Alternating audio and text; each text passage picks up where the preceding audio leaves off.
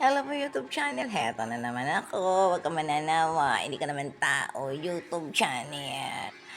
I-greet ko lang yung mga kapatid ko sa Abu Dhabi. Dati Dubai, nandun kami, sama-sama kami, pati yung tatay ng mga anak. Kasi kuyota ng buhay ko, si Edwin, parental sa mga anak namin. Si Rowena, nandun lang, mga pupinsa, mga Delgado, si Nabalon, mga Toljan, Pamor, mga laging mga current chief net wife. And then, si Broco, si Rudy. Engineer na siya ngayon, si Rudy Pineda, Rodolfo Delgado Pineda. Asawa niya nurse, si Karen. Ah, nagkilala yan sa internet. Hindi sila magkakilala. Sa internet, ayun. First meeting nila, kasal. Sabi ko, kasi mga love affair, mga kapatid, syempre kanya-kanya tayo, no? Magkakapatid tayo. Kapatid mo lang, hindi mo para kakialam, kanya-kanyang love affair na magkakapatid. Kung ang magulang nga, hindi nakikialam sa ganyan eh. Depende lang kung tapos na sa pag-aaral, may mga magulang kung ano yung gusto nila bago mga love affair. Pag nag-asawa, priority, second na lang din ang magulang, tayo pa kayang magkakapatid, mga kapatid. Sabi ko kay Rudy doon, Karen, nakakausap na namin yan sa sa telepono, tumatawag, kahit video, nakikita niya kami kung may mga pango. Maganda siya eh. Ani Maha Salvador, matangos ang ilong. Parang taga Davao siya, residence.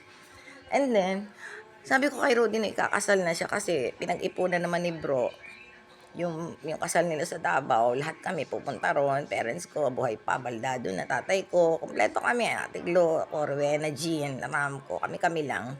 Back to back yun. Naka-check-in pa kami sa hotel doon. Ang ninong doon, yung isang tito namin patay na, taga US, kapatid ng nanay ko.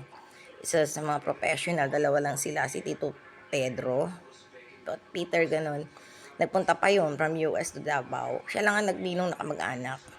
Mayaman eh, may kaya kaya mo yun. Tapos, sabi ko, Rudy, bakit ganun? Kasal nyo? Tapos doon pa lang yung first meeting nyo, face to face. Parang ganun, person to person. Magkakilala na daw sila ng matagal. Okay. Kasi kako, hindi ba pwedeng magkilala muna kayo bago kayo kasal agad? Parang nag-aaral si Rudy. Kaya hindi ako nakikialam. Tinatanong ko lang. First time meeting, kasal agad. Ayun, nagpakasal sila. Double reception.